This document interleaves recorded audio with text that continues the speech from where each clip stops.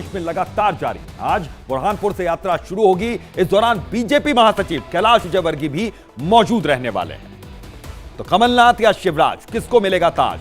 फिलहाल इस सवाल का जवाब मिलने में थोड़ा सा वक्त बाकी है, लेकिन ये जन आशीर्वाद यात्रा लगातार चल रही है बीजेपी की। तो बीजेपी को आशीर्वाद यहां पर मिलेगा या नहीं, इसके लिए थोड़ा इंतजार करना होगा। लेकिन बीजेपी अपनी तैयारियों में, अपनी कोशिश में लगातार जुटी हुई है। तो बीजेपी की जन आशीर्वाद यात्रा मध्य प्रदेश में लगातार अलग अलग जगहों से निकाली जा रही है। इसी कड़ी में आज बुरहानपुर से यात्रा की शुरुआत होगी। बीजेपी महासचिव कैलाश विजयवर्गीय भी मौजूद रहेंगे इस यात्रा में।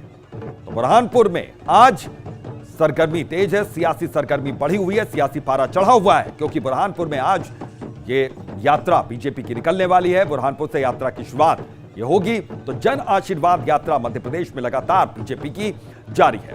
तो अहम खबर है, मध्य प्रदेश विधानसभा चुनाव की तैयारियों में बीजेपी लगातार जुटी हुई है, कांग्रेस लगातार जुटी हुई है और अपने अपने तरीके से चुनावी घमासान में दम भरती हुई ये दोनों ही पार्टियां नजर आ रही हैं। आज बुरहानपुर से जन आशीर्वाद यात्रा शुरू होगी बीजेपी की। लगातार इस यात्रा को बीजेपी निकाल रही है। जन आशीर्वाद यात्रा में 5 रथ शामिल हैं। पूरे राज्य में 10,000 किलोमीटर की यात्रा करने का लक्ष्य रखा गया और 22 दिनों तक ये आशीर्वाद यात्रा चलेगी। तो मंदसौर से हमारे सहयोगी वैभव इस वक्त जुड़ गए हैं, सीधा उनका रुख करते हैं। वैभव, इस वक्त किस तरीके की सियासी हलचल आप देख पा रहे हैं अपने आसपास?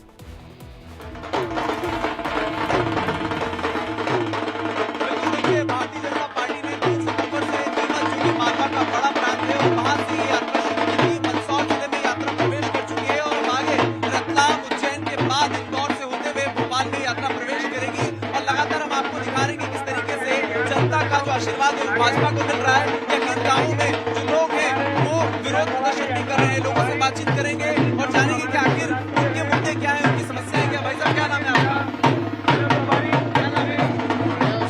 आपका नाम क्या है? चप्पा चप्पा भाजपा। भाजपा के काम से कितना खुश हैं आप लोग? 100%, 100%। आपके गाँव में लाडली बहन योजना, प्रधानमंत्री आवास योजना का फायदा हुआ है? 475 बहनों को लाडली बहना का सीधा सीधा फायदा पहुंचा है। उसके बाद 24 घंटे बिजली, प्रधानमंत्री आवास में मकान, किसान सम्मान निधि के अलावा जो धराती तो सितरहटी और जो राम मंदिर का जो मुद्दा था। हमारे साथ क्षेत्र के विधायक भी, उनसे भी बातचीत करेंगे। भाई साहब, हमारे साथ लाइव जुड़ गए आप लोग। देखिए, लोगों से भी बातचीत करने की कोशिश करेंगे। अभी फिलहाल थोड़ा यात्रा चल रही है, इसलिए बातचीत नहीं हो पा रही है। कोशिश करेंगे और भी लोगों से बातचीत करने की। भाई साहब, आपका नाम बताइए।